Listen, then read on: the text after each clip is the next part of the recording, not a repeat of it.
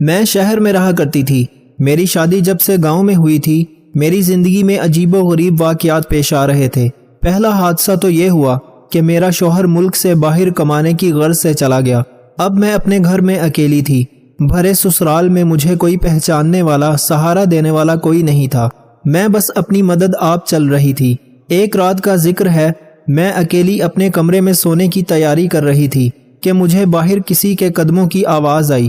یہ آواز اتنی واضح تھی کہ میرے ذہن پر ایک خوف سوار ہو گیا۔ اس کے بعد میں سونے کے لیے لیٹی، مگر پھر بھی میرا دماغ خوف کے زیر اثر رہا۔ فجر تک مجھے نیند نہ آئی۔ اس کے بعد نہ جانے کب میری آنکھ لگی۔ 1 گھنٹہ ہی سوئی ہوں گی کہ ساس نے میرے کمرے کا دروازہ کھٹکھٹایا۔ بہو ابھی تک سو رہی ہو؟ ان کی آواز سن کر میں چونک پڑی۔ مجھے سوئے ہوئے ابھی 1 گھنٹہ ہی ہوا تھا۔ میں آنکھیں ملتی ہوئی باہر آئی۔ وہ میری سرخ آنکھیں دیکھ کر حیران رہ گئی۔ کیا ہوا ہے بیٹی؟ سب خیریت تو ہے؟ تب میں نے انہیں بتایا کہ رات کو کسی کے قدموں کی آواز سن کر میں ڈر گئی تھی۔ ہاں بیٹی، یہ گھر ہی اتنا بڑا ہے کہ اچھے خاصے انسان کو ڈر لگتا ہے۔ تم ایسا کرو، کل سے اپنی نند کے کمرے میں سو جاؤ، آخر وہ تمہاری بہنوں کی طرح ہے۔ ساس کی یہ بات عجیب سی لگی۔ اپنی بیٹی کہنے کی بجائے وہ اسے میری نند کہہ رہی تھی۔ اچھا اماں ٹھیک ہے، میں کل سے سعدیہ کے کمرے میں سو جاؤں گی۔ میں نے خوش دلی سے سر ہلایا اور آ کر ناشتہ بنانے لگی۔ ابھی تک سعدیہ سو کر نہیں آئی تھی۔ اماں نے اسے جگایا، ہم سب نے ناشتہ کیا اور پھر وہ کالج چلی گئی۔ دن بھر میں یہی سوچتی رہی کہ آخر رات بھر وہ آوازیں کس چیز کی آ رہی تھی۔ میں نے اس بات کا ذکر کسی سے نہیں کیا۔ شام ہوئی تو میں یہ بات بھول بھال گئی، مگر رات کو سونے سے پہلے مجھے یاد آیا کہ اماں جی نے مجھے سعدیہ کے کمرے میں سونے کا کہا تھا۔ میں نے اس کے کمرے کا دروازہ کھٹکھٹایا۔ اس نے دروازہ کھولا۔ اس کے چہرے پر ناگواری کے آثار تھے۔ کیا ہوا بھابی؟ خیریت تو ہے؟ اماں جی نے مجھے کہا تھا کہ میں تمہارے کمرے میں سو جاؤں۔ میں نے سعدیہ سے کہا، بھابی میں آپ کو اپنے کمرے میں نہیں سونے دے سکتی۔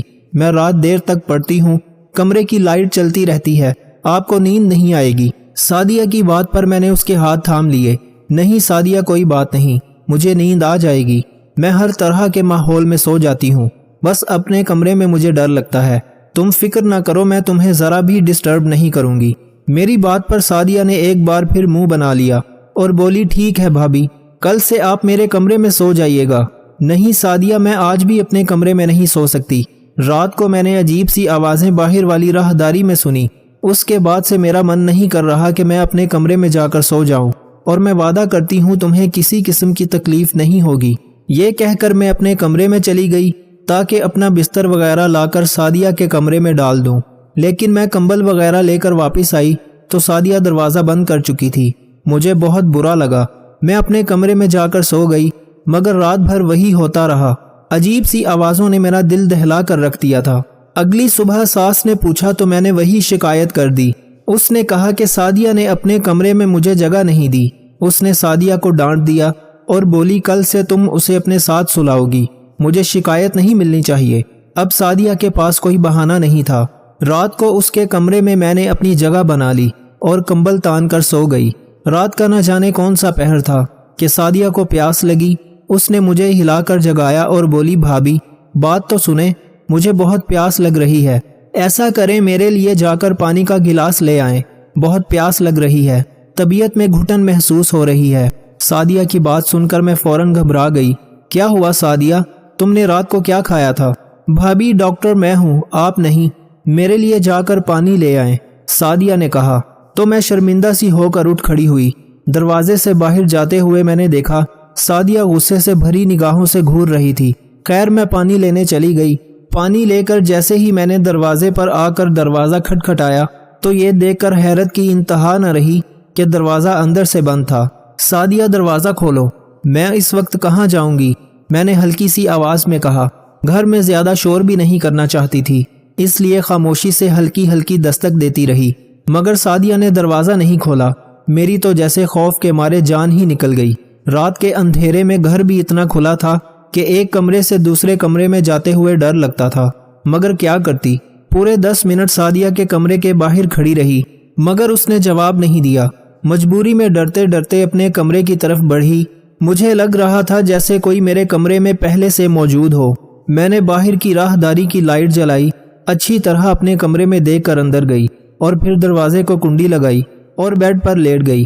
کافی دیر یوں ہی گزر گئی۔ رات کا نہ جانے کون سا پہر تھا کہ شور سے میری آنکھ کھل گئی۔ بالکل ویسا ہی شور مجھے دوبارہ اپنے کانوں میں محسوس ہوا تو گھبراہٹ سر پر طاری ہو گئی۔ ڈر کے مارے میں اپنے بستر میں ہی دب کر بیٹھی رہی۔ کافی دیر گزر گئی، شور آنا بند ہو گیا۔ اب مجھے اطمینان تھا۔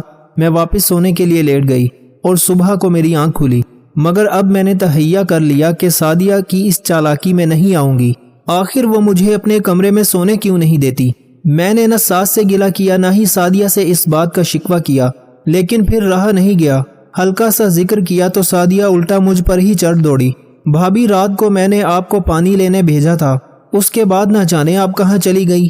میں آپ کا انتظار کرتی رہ گئی۔ سعدیہ کی بات سن کر میری حیرت کی انتہا نہ رہی۔ لوگ بھی کتنے منافق اور جھوٹے ہوتے ہیں، خیر کیا کہہ سکتے ہیں۔ میں نے خاموشی اختیار کر لی۔ رات میں پھر سعدیہ کے کمرے میں سو گئی۔ رات کو وہی تماشا ہوا۔ اس نے مجھے پانی کے لیے جگایا۔ میں نے سعدیہ سے وعدہ لیا کہ وہ دروازہ بند نہیں کرے گی، لیکن اس نے پھر وہی حرکت کی، دروازہ بند کر دیا، اور جب میں آئی تو مجھے اپنے کمرے میں جا کر سونا پڑا۔ اب میں نے سوچ لیا تھا کہ میں سعدیہ کو پانی دینے نہیں اٹھوں گی۔ اگلے دن میں نے خوش اسلوبی سے کام لیا، سعدیہ سے کسی بات کا گلہ نہیں کیا۔ اسی طرح دن گزر گیا۔ رات کو میں اس کے کمرے میں سو گئی۔ رات کے ٹھیک 2-3 بجے اس نے مجھے ویسے ہی جگایا۔ بولی کہ بھابی گھبراہٹ ہو رہی ہے، میرے لیے ذرا سا پانی تو لے کر آؤ۔ مگر اب کی بار میں نے آنکھ نہیں کھولی، سونے کی بھرپور اداکاری کی۔ ساری رات مجھے جگانے کی کوشش کرتی رہی، مگر میں نے بھی آنکھ نہ کھولی۔ وہ سمجھ گئی کہ میں اٹھنے والی نہیں ہوں۔ پھر اس نے مجھے 2-3 بار اونچی آواز میں پکارا۔ میں نے جواب نہ دیا تو اسے یقین ہو گیا کہ میں سو رہی ہوں۔ تب وہ دھیرے سے بیٹھی، اپنے کمرے کی الماری کھولی جس کی چابی اس نے اپنے پاس ہی رکھی ہوئی تھی۔ اسے ایک پوٹلی نکالی، ایک نظر دوبارہ مجھ پر ڈالی اور پھر اپنے کمرے کی کھڑکی کھولی۔ پہلے ادھر ادھر دیکھتی رہی، پھر اس نے کھڑکی میں سے چھلانگ لگا دی اور باہر چلی گئی۔ یہ دیکھ کر میرے تو ٹھنڈے پسینے چھوٹ گئے۔ یا خدایا، یہ جوان لڑکی رات کے وقت کہاں جا رہی ہے؟ اسے کچھ تو معلوم ہونا چاہیے کہ یہ گھر کی عزت ہے۔ اس کے بھائی پردیس کمانے گئے ہیں تاکہ یہ اپنی تعلیم مکمل کر سکے، اور اسے دیکھو کیا چکر چلا رہی ہے۔ ایک لمحے کو میرا دل چاہا کہ میں جا کر اپنی ساس کو بتا دوں کہ سعدیہ آدھی رات کو کسی سے ملنے گئی ہے، مگر پھر سوچا کہ اس میں ہم سب کی بدنامی ہے۔ پہلے میں سعدیہ کو خود سمجھا کر دیکھوں گی۔ میں ابھی بستر میں ہی لیٹی تھی کہ دوبارہ کھڑکی کھولنے کی آواز آئی۔ میں نے اٹھ کر کھڑکی بھی بند نہیں کی تھی۔ شاید میں بہت ڈر گئی تھی کہ سعدیہ کی وجہ سے خاموش ہی لیٹی رہی۔ دیکھا تو سعدیہ کھڑکی سے اندر آ رہی تھی۔ اس نے وہ پوٹلی ویسے ہی الماری میں بند کی اور پھر چابی اپنے پاس رکھ کر سو گئی۔ میں حیرت سے اسے دیکھتی رہ گئی۔ سعدیہ تو بڑی ہی دلیر نکلی تھی۔ اب میری سمجھ میں آیا سعدیہ مجھے رات کو پانی کے بہانے کیوں بھیج دیتی تھی۔ اب میرے ہاتھ میں ایک سرا تو آ ہی گیا تھا۔ اگلے دن سعدیہ کے کمرے میں سونے سے پہلے میں نے اسے سختی سے منع کر دیا کہ وہ رات کو مجھے جگایا نہ کرے، میری نیند میں خلل پڑتا ہے۔ اگر پانی پینا ہے تو خود جگ میں ڈال کر یہاں رکھ لے، بلکہ میں نے خود ہی پانی ڈال کر اس کے ٹیبل کے پاس رکھ دیا۔ اب سعدیہ کے پاس کوئی بہانہ نہیں تھا کہ وہ مجھے جگا دے۔ رات کے اس پہر وہ اپنے بستر سے اٹھی اور الماری میں جھانکنے لگی۔ میں مکمل طور پر الرٹ ہو چکی تھی۔ میرے کان اس کی آہٹ پر لگے ہوئے تھے۔ اس نے بالکل ویسے ہی کھڑکی کھولی اور باہر کود گئی۔ میں حیرت سے اسے جاتا دیکھتی رہ گئی۔ پھر مجھ سے صبر نہ ہوا۔ میں بھی دھیرے سے اپنے بیڈ سے اتری اور سعدیہ کی طرح کھڑکی سے کود گئی۔ اس کھڑکی کی اونچائی زیادہ نہیں تھی، یہ گھر کی پچھلی طرف کھلتی تھی۔ میرے پاؤں میں جوتے بھی نہیں تھے، ایک پاؤں میں بہت چبھن ہو رہی تھی۔ آس پاس کانٹے اور چھوٹی چیزیں میرے پاؤں میں چبھ کر اس سفر کو تکلیف دہ بنا رہے تھے، مگر سعدیہ شاید پہلے سے انتظام کر آئی تھی، ورنہ وہ اتنی تیز رفتاری سے نہ چلتی۔ میں دیکھ رہی تھی سعدیہ کافی تیز تیز قدم اٹھاتی آگے کی جانب بڑھ رہی تھی۔ میں بھی اس کے پیچھے پیچھے گئی، اگرچہ مجھے ڈر لگ رہا تھا، مگر پھر میں نے سوچا کہ اگر میری نند اتنی بہادر اور دلیر ہو سکتی ہے تو مجھے کیا مسئلہ ہے، جبکہ میں تو حق اور سچ کی تلاش میں جا رہی ہوں، اس گھر کی عزت بچانا چاہتی ہوں۔ تھوڑی دور جا کر سعدیہ نے پیچھے مڑ کر دیکھا، مگر خدا کا شکر کہ اس کی نظر مجھ پر نہیں پڑی۔ یہ ایک پرانا سا باغ تھا۔ سعدیہ نے چھوٹی سی دیوار عبور کی اور اندر چلی گئی۔ وہاں جا کر اس نے نہ جانے کیا کیا، وہ زمین پر بیٹھ کر مٹی کھودنے لگی۔ میرے تو پاؤں میں سے جان نکلتی محسوس ہوئی۔ میں نے اور کچھ نہ کیا اور الٹے قدم وہاں سے واپس آ گئی۔ تو اب میں سوچنے لگی کہ سعدیہ کو قابو کیسے کروں۔ تب ہی بیٹھے بیٹھے میرے ذہن میں ایک خیال آیا میں سعدیہ سے ساری حقیقت جاننا چاہتی تھی، کیونکہ گھر کے سارے دروازے بند ہوتے تھے، اس لیے سعدیہ کے آنے اور جانے کا واحد راستہ کھڑکی تھا۔ میں نے وہ کھڑکی جہاں سے سعدیہ نکل کر بھاگی تھی اسے اندر سے بند کر دیا اور خود پاس ہی بیٹھ گئی۔ میں سعدیہ کے آنے کا انتظار کر رہی تھی۔ تقریباً 1 گھنٹے بعد مجھے سعدیہ کے آنے کی آہٹ محسوس ہوئی۔ میں چوکنی ہو کر بیٹھ گئی۔ سعدیہ نے ہلکے سے کھڑکی کھولنے کی کوشش کی، مگر کھڑکی اندر سے بند تھی۔ تبھی میں نے سرگوشی کی آواز میں کہا، سعدیہ مجھے تمہاری حقیقت کا اندازہ ہو گیا ہے، لیکن جب تک تم مجھے پوری بات نہیں بتاؤ گی میں کھڑکی نہیں کھولوں گی۔ صبح تک تم گھر سے باہر رہو گی۔ تمہارے گھر والے تمہارے بارے میں کیا سوچیں گے اس کا اندازہ تو تم خود ہی لگا لو۔ میری بات پر سعدیہ غصے میں آ گئی۔ بھابھی تم پاگل تو نہیں ہو گئی؟ جلدی دروازہ کھولو، مجھے اندر آنا ہے، سردی لگ رہی ہے۔ سعدیہ کی جلد بازی بتا رہی تھی کہ وہ ابھی خوف زدہ ہے، مگر میں نے صاف انکار کر دیا کہ میں کھڑکی نہیں کھولوں گی جب تک وہ مجھے ساری بات نہیں بتا دیتی۔ بھابھی تم ایک بار کھڑکی کھولو، اندر آ کر تمہیں ساری بات بتاتی ہوں۔ اب وہ میری منتیں کرنے لگی۔ پھر میں نے اس سے قسم لی کہ وہ مجھے ساری بات سچ سچ بتائے گی۔ تب میں نے کھڑکی کھول دی۔ وہ بڑبڑاتی ہوئی کھڑکی سے اندر داخل ہوئی اور مجھے غصے سے دیکھنے لگی۔ بھابھی خدا کا خوف کرو، تم مجھ پر شک کرو گی؟ میں 5 وقت کی نماز پڑھتی ہوں، مجھے اپنے بھائیوں کی کمائی کا احساس ہے، میں کوئی غلط کام کرنے نہیں گئی تھی۔ یہ کہتے ہوئے سعدیہ الماری کی طرف بڑھی اور وہی پوٹلی وہاں رکھنے لگی۔ میں نے وہ پوٹلی اس کے ہاتھ سے لے لی۔ تم مجھے ساری بات بتاؤ جیسا کہ تم نے وعدہ کیا تھا، ورنہ میں اماں جان کو سب بتا دوں گی۔ میری دھمکی پر وہ ڈر گئی۔ اچھا بیٹھو، میں تمہیں سب بتاتی ہوں، پوٹلی میں کیا ہے یہ بھی دکھا دوں گی۔ میں ہمہ تنگوش ہو گئی۔ یہ کہانی اس وقت شروع ہوئی جب میڈیکل کالج میں میرا پہلا سال تھا۔ پہلے ہی دن لڑکوں نے مجھے تنگ کرنے کی کوشش کی۔ آپ تو جانتی ہیں میں بات بات پر ڈر جاتی ہوں۔ شاید میری یہی معصومیت ایک وڈیرے کے بیٹے کو پسند آ گئی۔ بس پھر کیا تھا، وہ تو میرے پیچھے ہی پڑ گیا۔ میں نے اس سے جان چھڑانے کی بہت کوشش کی، مگر میں جہاں بھی جاتی وہ مجھے پہلے سے وہیں کھڑا ملتا۔ کچھ دنوں کے بعد مجھے ایسا محسوس ہوا جیسے کہ وہ شکاری اور میں اس کا شکار ہوں۔ اب میں جتنی بھی کوشش کر لیتی تو اس سے بچ کر نہ جاتی۔ ایک دن میں نے اس سے منت کی کہ خدا کے لیے میرا پیچھا چھوڑ دو۔ میرے بھائی پردیس میں ہیں، وہ میرے لیے روپے کماتے ہیں، مجھے پیسے بھیجتے ہیں۔ مجھے اچھا نہیں لگتا کہ میں کالج میں آ کر ایسی باتیں کروں۔ میری بات پر وہ خوب ہنسا، کہنے لگا میں تمہاری جان چھوڑ دوں گا، لیکن اس کے لیے تمہیں مجھ سے ایک ملاقات کرنا ہوگی تاکہ میں اپنی محبت کا اظہار کر سکوں۔ فکر نہ کرو، میں کسی اکیلی جگہ پر تمہیں نہیں بلاؤں گا۔ ایک بڑے ہوٹل میں تم آؤ جہاں سب لوگ کھانا کھاتے ہیں، وہاں مجھ سے ملو، بات کرو، میں تمہیں اپنے دل کا حال بتاؤں گا۔ میں تم کو معقول آدمی نہ لگا تو بھلے مجھے چھوڑ دینا، میں کچھ بھی نہ کہوں گا۔ مجھے اس کی یہ تجویز پسند آئی تو سوچا کہ شاید ایک بار وہ مجھ سے ملنے کا خواہش مند ہو۔ مقررہ دن میں اسی ہوٹل میں چلی گئی جہاں اس نے مجھے بلایا تھا۔ میں اس لیے بھی بے فکر تھی کہ اس ہوٹل میں پہلے جا چکی تھی۔ اکثر یہاں پر 200-300 لوگ بیٹھے ہوتے ہیں، اس لیے ڈر والی کوئی بات نہیں تھی۔ ہم نے ہوٹل کے دوسرے فلور پر ملنا تھا جہاں پر تقریباً 300-400 کرسی اور میز لگے ہوئے تھے۔ مقررہ وقت پر میں منیب کے ساتھ وہاں پہنچ گئی۔ میں نے منیب سے کہا کہ ہم نیچے بیٹھ کر بات کر لیتے ہیں۔ وہ کہنے لگا پھر لوگ زیادہ ہوں گے، یہاں 2-4 لڑکے ہی بیٹھے ہیں، ایسے اچھا نہیں لگتا کہ میں اپنی عزت کو بازاروں میں رسوا کروں۔ اس کی یہ فلمی لائن مجھے بڑی پسند آئی۔ خیر اوپر جا کر میں نے دیکھا وہاں پر پورا ہال خالی تھا، ایک بھی آدمی وہاں نہیں تھا اور دروازے پر بھی کوئی نہیں تھا۔ اب مجھے ڈر کا احساس ہوا۔ میں نے کہا منیب یہ تم مجھے کہاں لے آئے ہو؟ یہاں تو کوئی بھی نہیں ہے، کیا تم نے یہ ہال بک کروایا ہے؟